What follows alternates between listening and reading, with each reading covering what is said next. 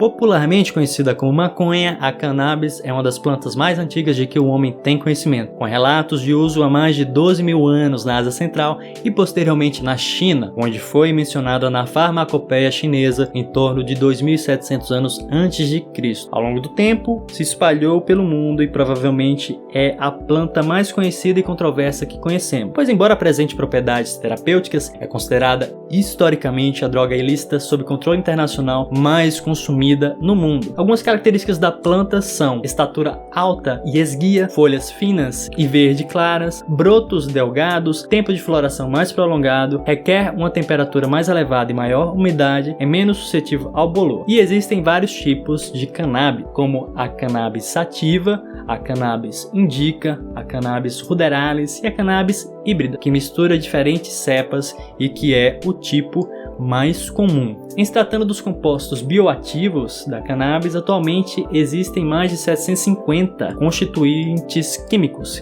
que já foram identificados na planta. Dentre esses, encontram-se produtos naturais de diversas classes. Mais de 100 são classificados como canabinoides, encontrados unicamente em plantas do gênero cannabis. Dentre os canabinoides, os mais importantes estudados são o tetrahidrocannabidiol, THC, e o cannabidiol, o CBD. Em se tratando do sistema endocannabinoide, apesar do nome difícil, não é nada mais do que o sistema endógeno, interno, natural do corpo, que reconhece compostos derivados da cannabis, os canabinoides, além de substâncias produzidas pelo próprio corpo que são semelhantes aos canabidioides em sua composição, chamados endocannabinoides, como a anandamida e o A2G. Esse sistema, assim como os demais sistemas do corpo, é responsável pelo funcionamento do organismo, de modo a regular suas funções e promover o melhor funcionamento possível. Os receptores celulares responsáveis pelo reconhecimento dos canabinoides são dois, o CB1 e o CB2. CB1 está distribuído ao longo do cérebro e da medula espinhal, podendo ser encontrado em outras regiões do corpo, como o trato gastrointestinal, sistema reprodutor e pâncreas. Porém, o efeito mais característico, o de sedação, letargia, são desempenhados pelas estruturas receptoras no cérebro e na medula. No cérebro, ao agir mais especificamente nas regiões do hipotálamo e da amígdala, pode promover redução do apetite e processamento de emoções e da memória. Os CB2 estão distribuídos em várias regiões do corpo, assim como o CB1, porém com maior intensidade no sistema nervoso periférico, sendo encontrados até mesmo em porções do sistema imune. A ativação dos receptores CB2 promove principalmente redução da inflamação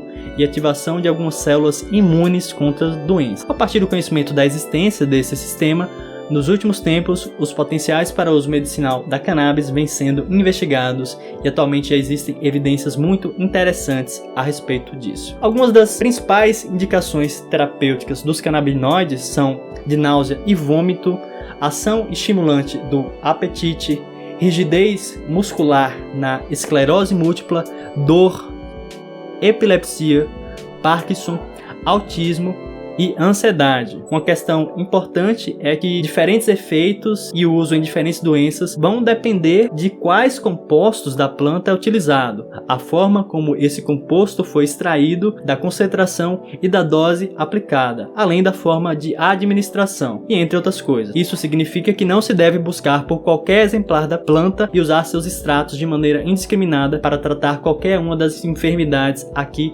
citadas. No Brasil, o acesso a produtos à base de cannabis é relativamente restrito, já que é proibido o plantio em solo brasileiro. Em 2019, a Agência Nacional de Vigilância Sanitária Anvisa regulamentou a produção, prescrição e comercialização desses produtos, no entanto, utilizando-se de matéria-prima importada de outros países. E o uso da maconha de forma medicinal é diferente do uso chamado recreativo, ou uso adulto, que se trata geralmente de fumar partes da planta, o famoso baseado. Essa utilização produz efeitos psicoativos, dos quais são exemplo, relaxamento, leve euforia, intensificação de algumas sensações, algumas alterações de percepção e também fisiológicas, como aceleração dos batimentos cardíacos. Pode haver uma diminuição de curto prazo prazo em algumas capacidades cognitivas e alguns sintomas mais sérios ocorrem raramente. Os efeitos dependem de cada organismo, do ambiente em que a pessoa se encontra, do uso anterior já ter sido feito e da expectativa que o indivíduo tem em relação aos efeitos, do modo da administração, do humor e da concentração das substâncias no conteúdo administrado. Um uso de longo prazo, os prejuízos cognitivos também podem se prolongar, sendo maiores quando o consumo é diário e quando as doses são altas. O uso crônico também pode levar à tolerância e dependência. Além disso, iniciar o uso na adolescência se associa com déficits mais importantes na memória e na atenção, devido ao neurodesenvolvimento ainda não ter se completado. Para esse tipo de uso, a venda da substância é totalmente proibida em nosso país.